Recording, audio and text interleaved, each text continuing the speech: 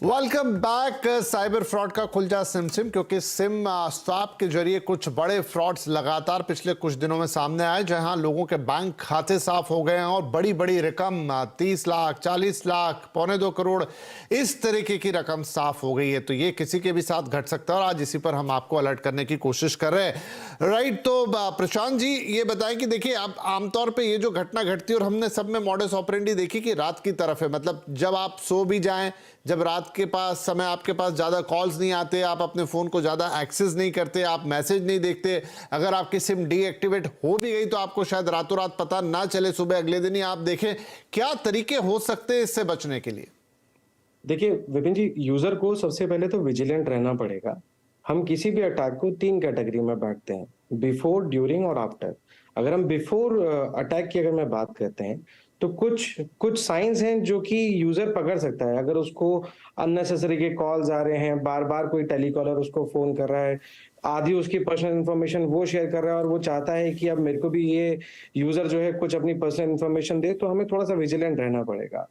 During the attack वाला जो हम कैटेगरी रखते हैं उसमें हम देखते हैं कि अगर आपका सिग्नल्स बहुत देर तक चला गया है और आप फोन रिसीव नहीं कर पा रहे हैं, एसएमएस नहीं कर पा रहे हैं, तो आपको थोड़ा सा विजिलेंट रहना पड़ेगा। और आफ्टर द अटैक में जब हम इसको डालते हैं तो हम ये देखते हैं कि हो सकता है कि आपके पास कुछ एसएमएस आए हैं या आपको कुछ अपनी एप्लीकेशंस अलग तरीके से बिहेव करती हुई नजर आए, कुछ आपकी बैंकिंग एप्लीकेशंस या आपके कुछ फाइनेंशियल चीजें या फ्रॉड हो गया हो। तो इस वाली सिचुएशन को हमें थोड़ा सा अवेयर रहना पड़ेगा। पर अब हमें करना क्या है अगर ऐसी सिचुएशन आ जाती है, तो हमें सबसे पहले करना क्या है? हमें सबसे पहले जाके अपने टेलीकॉम ऑपरेटर को रिपोर्ट करना है। उसके बाद हमें अपने बैंक को भी बताना है कि किस तरह की फाइनेंशियल फ्रॉड हुआ है। सबसे पहले यूजर को ये भी डिफाइन करके रखना है अपने किसी भी ऑनलाइन ट्रांजैक्शन में कि वो एक अपर लिमिट सेट करके रखे, सो दैट वो बच तो नहीं सकता लेकिन वो कितना उसको नुकसान हो वो इतना मैक्सिमम उसको डिफाइन कर सकता है। आप कह रहे हैं कि अपर लिमिट अपने विड्रॉल की, राइट? Correct correct. प्लस जैसे ही वो ये 3 बैंक को और टेलीकॉम ऑपरेटर को रिपोर्ट कर देता है, उसको cybercrime@gov.in पे जाके अपना रिपोर्ट करना है या वो 1903 पे भी रिपोर्ट कर सकता है। सो इस तरह से यूजर अपने आप को अवेयर कर सकता है, थोड़ा सा प्रोटेक्ट करने की कोशिश कर सकता है।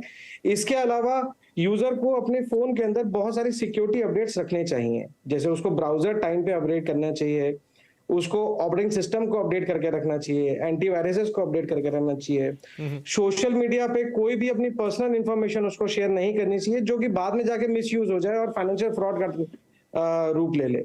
ठीक है। उसको किसी भी टेलीकॉलर को जो भी उसको फोन कर रहा है उसको अपनी पर्सनल इंफॉर्मेशन शेयर नहीं करनी है और अपने पासवर्ड्स को वो रेगुलरली अपडेट करते रहे। हर महीने में एक बार या 2 महीने में एक बार वो अपने पासवर्ड्स को अपडेट करके रखें। ठीक है। और अगर एक इसमें ये भी हो सकता है कि आप जैसे अगर आपको अंदेशा लग रहा है कि आपकी सिम वगैरह बंद हो गई, तो क्योंकि आप अधिकतर काम तो फोन से करते हैं लेकिन फिर भी आपके पास एक डेस्कटॉप या लैपटॉप एक्सेस होता है अपने बैंक खातों का, वहां जाके तुरंत पासवर्ड्स बदल दें कम से कम अपने ऑनलाइन ट्रांजेक्शन के।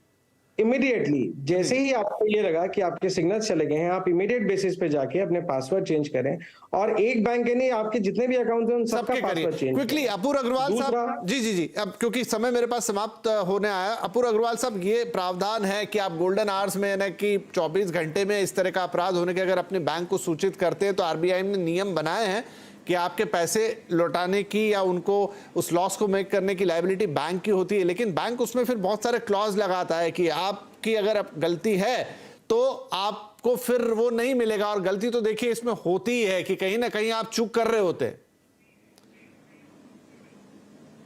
करेक्ट।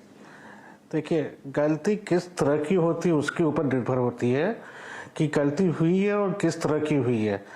अगर अननोन में हुई है तो बैंक की पूरी लायबिलिटी है आपको पैसा वापस करने के लिए और उस रिस्पॉन्सिबिलिटी को वो हटकर भाग नहीं सकती है। अगर बैंक लायबल नहीं, अगर बैंक अपनी लायबिलिटी से नाकाम होती है